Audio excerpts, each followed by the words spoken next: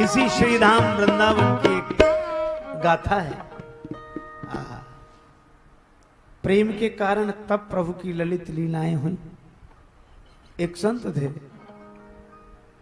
श्री माधव दास जी, परम भागवत संत, एकांत में छुप कर रहते, लताओं में ब्रज की गुजारा करेंगे।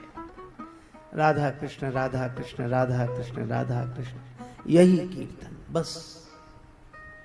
भूख लगती तब उन लतिकाओं से बाहर आते, संतों का भोजन हो जाता, पंक्ति के बाद पत्तल जब फेंक दी जाती तब माधवदास जी निकलते, अपना मिट्टी का पात्र करवा लेकर पत्तल पर से शीत प्रसादी इकट्ठी करते। संतों की शीत प्रसादी इकट्ठी करते। मोहन और मोहन मस्तों के दिल का मिलता कुछ राज नहीं। संतों की शीत प्रसादी इकट्ठी करते, आश्चर्य, उसी से भगवान का भोग लगाते और फिर स्वयं प्रसाद पाते। नित्य का यही नियम। विधि निषेध से परे इस प्रेम की दशा की महिमा तो भगवान ही समझ सकते हैं। एक दिन भजन रस में डूबे रहे, देर हो गई। अब जब बहिर चेतना हुई तो भूख लगी, तो जल्दी जल्दी गए, संतों का शीत प्रसाद एकत्रित किया, करवा में रखा, पर आज भगवान को भोग लगाना भूल गए।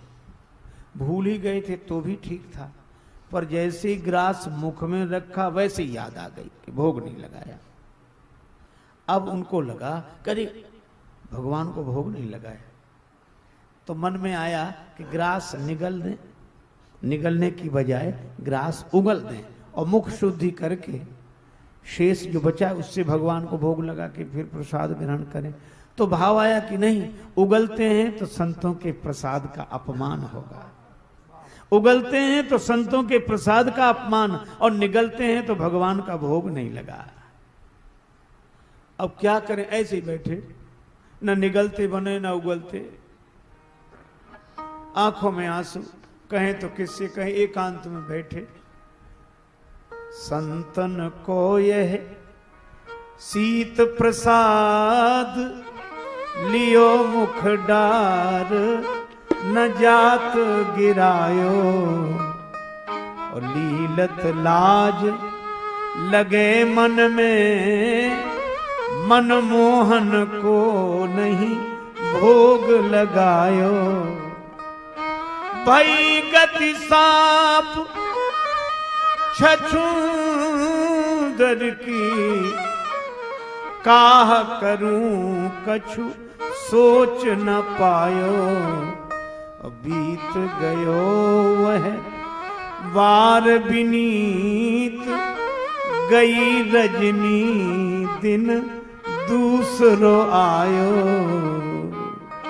दिन भर बैठे रहे, रोते रहे, मुख में ग्रास, न निगले न उगले। किसी से मेरी मंजिल का पता पाया नहीं जाता, जहां मैं हूं फरिश्तों से वहां जाया नहीं जाता। मोहब्बत के लिए कुछ खास दिल मखसूस होते हैं, ये वो नगमा है जो हर साज पर गाया नहीं जाता।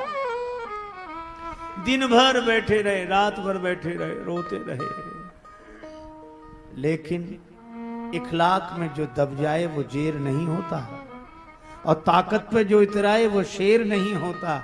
और दरबारे इलाही से मायूस न होए बंदे, देर तो होती है मगर अंधेर नहीं होता। दिन भर बैठे रहे, रात भर बैठे रहे, रोते रहे। सवेरा हुआ, भगवान प्रकट हो गए और क्या बोले माधवदास जी से, माधव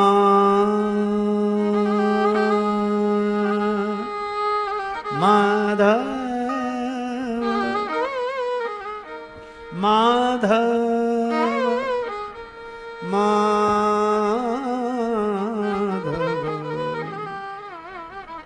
पास तुम्हारे आयो माधव, पास तुम्हारे आयो, पास तुम्हारे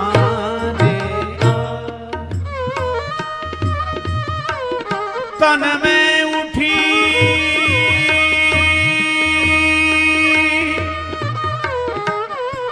भूख की पीड़ा, तीर तीर है धरि धायो। मैया ने माखन दधी दीनो, मेरे मन नहीं भायो।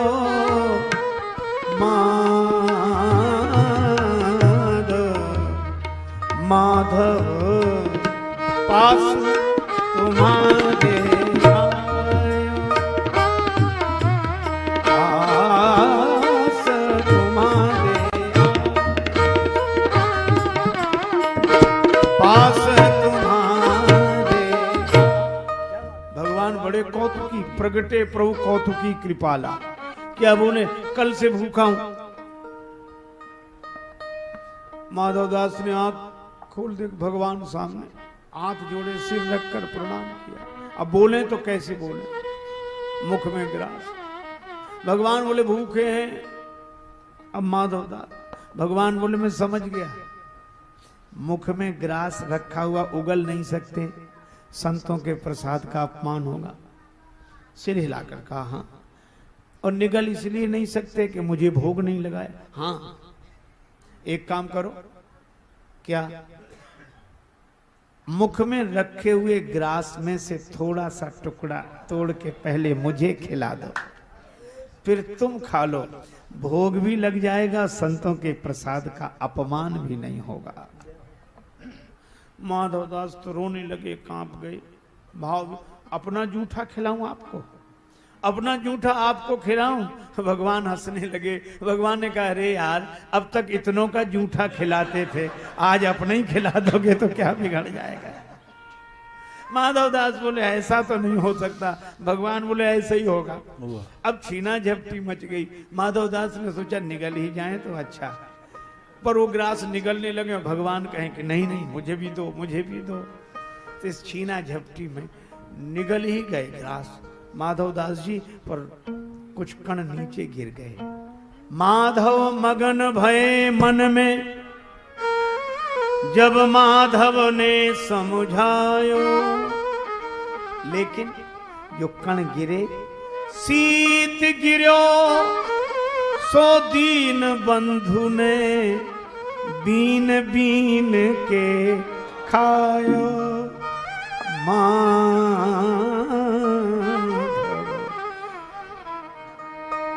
इसीलिए देखो ऐसी कवन प्रभु के रीत, कम्वा दयालुम शरणम ब्रजे।